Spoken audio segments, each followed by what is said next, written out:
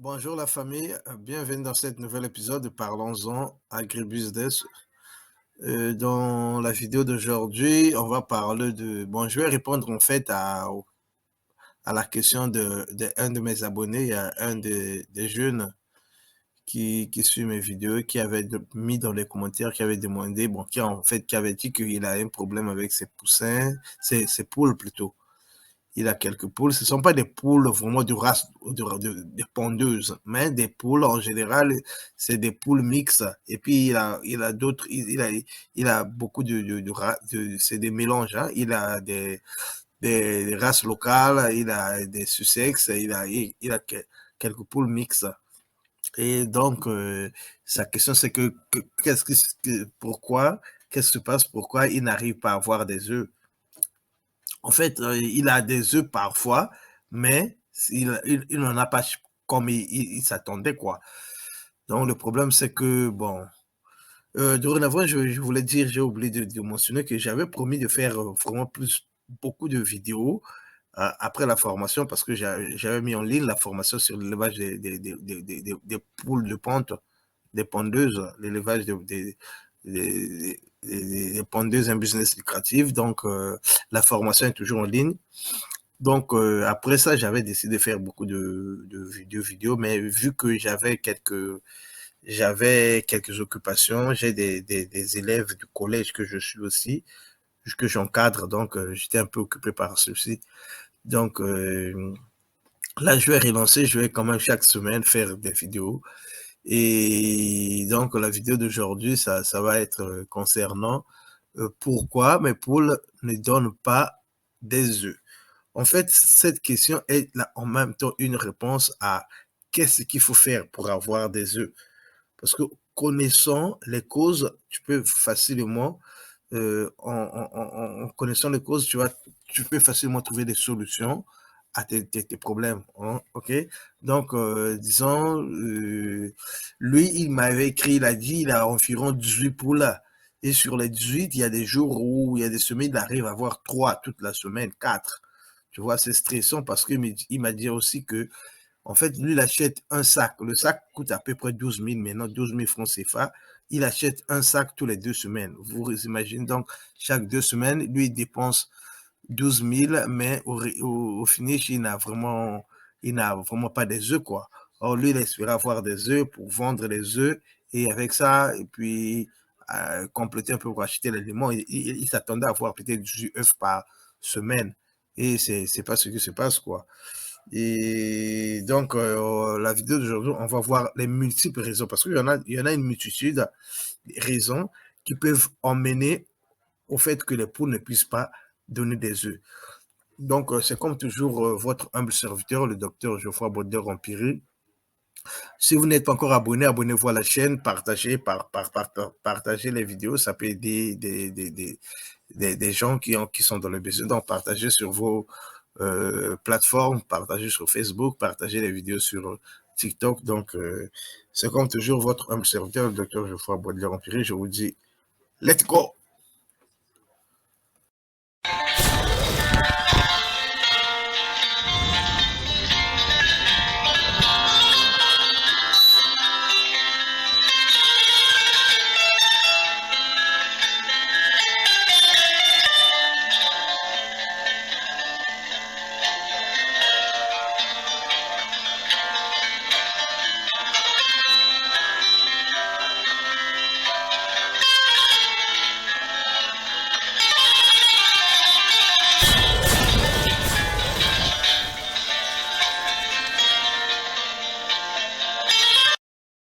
Ok, bonjour la famille, bienvenue dans cet nouvel épisode de Parlons-en Agribusiness. Chose promise, chose due, donc comme je l'ai mentionné, pour la vidéo d'aujourd'hui, je vais vous donner 9 raisons, disons 9 causes possibles, 9 raisons qui pourront faire que vos poules ne donnent pas des œufs comme attendu, ok?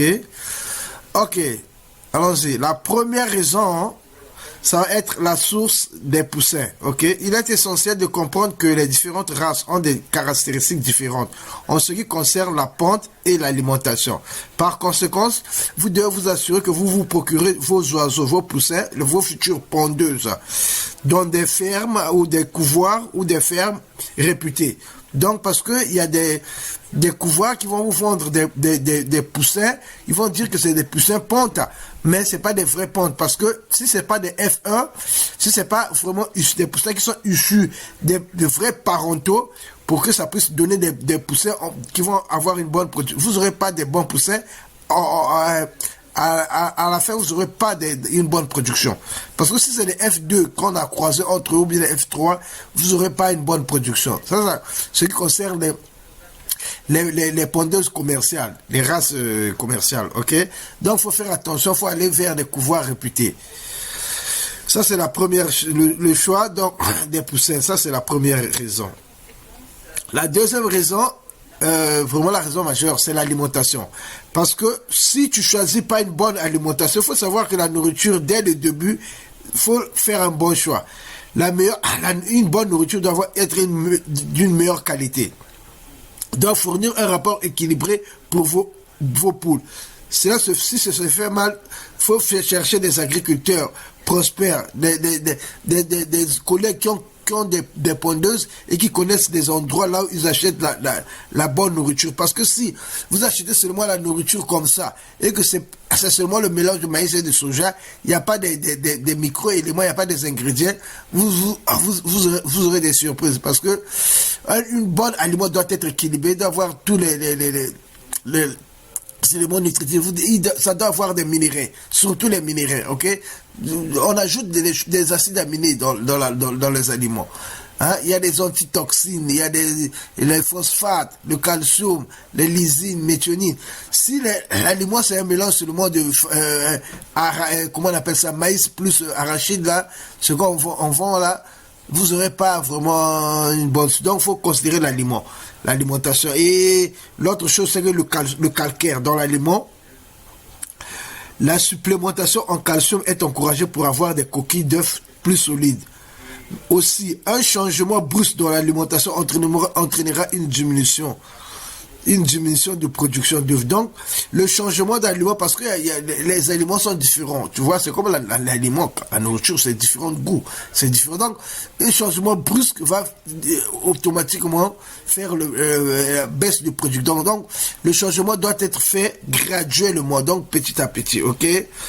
Donc, il est également conseillé de maintenir un horaire et une routine cohérente.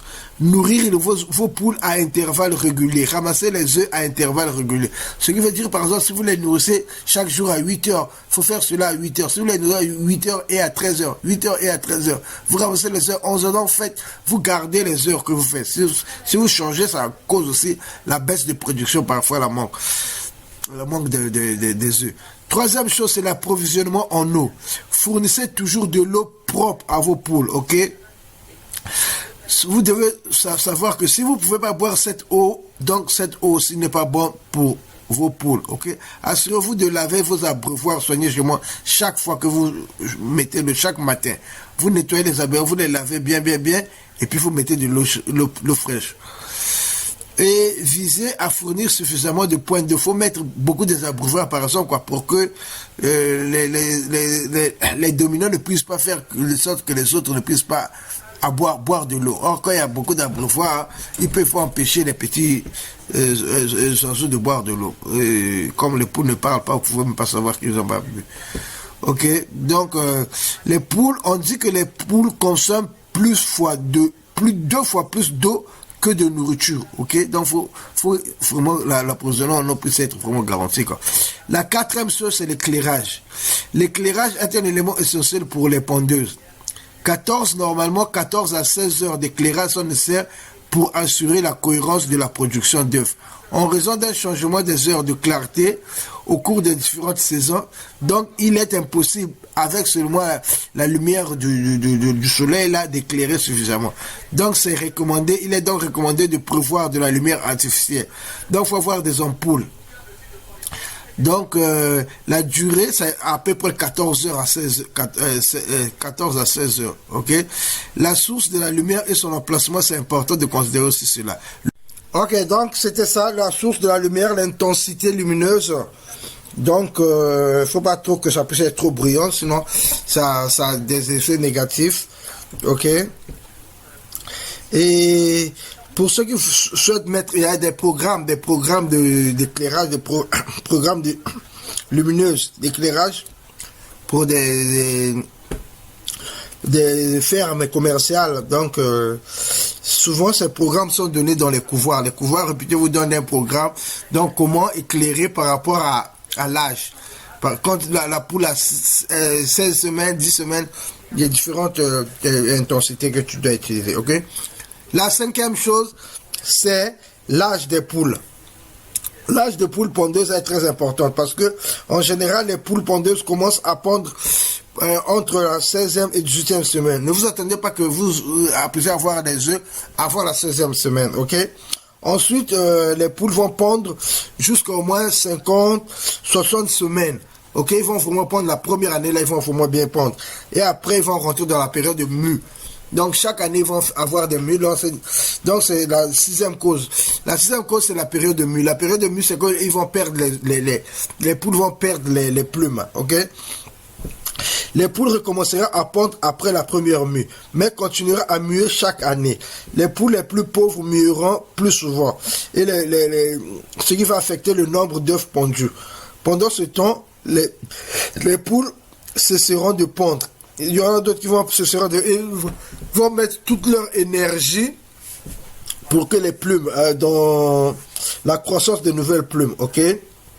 Donc, en tant qu'éleveur, si vous voulez garder vos oiseaux plus longtemps, donc après la première année, vous devez, quand ils rentrent vous devez bien les alimenter, vous devez mettre l'aliment doit avoir beaucoup de protéines, ok, pour qu'ils puissent revenir vite. Donc cela, ça prend du temps pour que les nouvelles plumes puissent se pousser. Et puis les plumes, ce qu'il faut savoir, c'est que ils vont perdre les plumes, c'est ce qu'on sait par la tête d'abord, après le cou, après petit à petit, ils vont perdre les plumes jusqu'aux jambes. Et ça va repousser aussi de la même manière. La septième chose à considérer, c'est l'infestation parasites, les maladies et les parasites, ok? Donc ça veut dire quoi? Ça veut dire les parasites internes, les parasites externes et les maladies. Ces trois éléments peuvent entraîner des pertes importantes s'ils ne sont pas bien maîtrisés. En tant qu'agriculteur, la lutte contre les ravageurs et les maladies est indispensable. Si vous voulez avoir du succès dans votre entreprise agricole, il est bien entendu de respecter le calendrier de vaccination. Ok? Le contrôle des parasites est un aspect important pour garder les poules en bon état. Ok? Les poux, les acariens et toutes les conditions, les choses non agréables là doivent vraiment être bien respectées, quoi, bien éliminées. Donc il est recommandé d'avoir une routine pour nettoyer le poulailler et mettre les cendres. Les cendres, ça tue les parasites externes. Ok. De plus, il faut faire le déparasitage. On utilise le vermeltin pour déparasiter les poules qui ont des vers dans le verre. Ok. Huitième chose, c'est le stress. Le stress, donc le stress, la météo, donc les changements de température, le changement d'alimentation, le débécage, la vaccination, le stockage, quoi. Donc toutes ces choses-là entraînent des stress. Donc ces choses-là, comme la chaleur, il va faire trop chaud ou bien trop froid là, ces choses-là, le changement d'alimentation provoque le stress. Et le stress, quand il y a le stress, il y a aussi diminution de produits. Dans un endroit là, il fait beaucoup de bruit, vous pouvez jamais vous attendre à avoir des œufs. Parce que le bruit aussi crée le stress, ok? Quand ils sont trop nombreux, le surstockage, il y a trop de poules aussi ensemble, ça crée aussi le stress pour les poules, ok? Comme on l'a mentionné aussi dans l'alimentation, quand l'alimentation n'est pas bonne ou bien l'alimentation, ou changer l'alimentation n'importe comment, ça crée aussi le stress, ok? Aussi de plus la vaccination. Faut éviter de vacciner beaucoup des poules, surtout quand ils sont déjà en ponte. Quand tu commences à pondre là, c'est bien de vacciner les poulettes. Quand tu commences à pondre, faut les vacciner peut-être une fois par tous les 3 mois comme ça. Si vous les vaccinez trop, la vaccination se crée le stress et ça empêche les poules de bien Les poules ça empêche la bonne production. La 9e et la dernière, c'est la race. Donc, il faut bien choisir la race. Essayez de prendre une décision éclairée dès le départ. Les races de poules de ponte que vous voulez utiliser. Ça dépend de ce que vous voulez au final. Si vous voulez, par exemple, les reproducteurs, vous voulez avoir des œufs pour incuber, donc vous devez avoir des races par rapport à les poussins que vous voulez avoir, ok? Si, par exemple, il y a des reproducteurs, et là aussi, vous n'allez pas avoir le nombre. Par exemple, si vous voulez avoir des poulets de chair, vous avez des reproducteurs, des poulets de parentés, des poulets de chair, ils vont vous donner des œufs, mais ils vont pas vous donner ça beaucoup. Mais vous aurez des œufs qui vont vous donner des poulets de chair. Et si vous voulez les œufs de table, vous avez des races comme les Highland Brown, vous allez chercher des races qui vont vous donner beaucoup des œufs, ok? Donc c'est un peu ça, mais la dernière chose, le conseil à faire, c'est que quand tout bon agriculteur, il faut penser à avoir comment on appelle ça, la tenue des registres. Donc il faut enregistrer tout ce que je parle de ta affaire. Il faut avoir une historique de ta affaire. Quand est-ce que tu as fait le vaccin, quand est-ce que tu as changé l'aliment, quand tu as changé la litière, toutes ces choses-là, quand tu écris ça, tu connais les dates, ça peut te permettre de savoir à quel moment, pourquoi il y a la baisse de pente, qu'est-ce qui se passe, pourquoi j'ai pas des œufs, tout ça. Si tu écris les choses, ok, tu peux comprendre un peu qu'est-ce qui s'est passé avant, qu'est-ce que j'ai fait, ok. Donc c'est pour ça que c'est important, on dit toujours de tenir un registre, là où tu écris les choses. La date de vaccination, là, quand on a vacciné, tout ça, on doit tout écrire. L'aliment qu'on a donné, ok?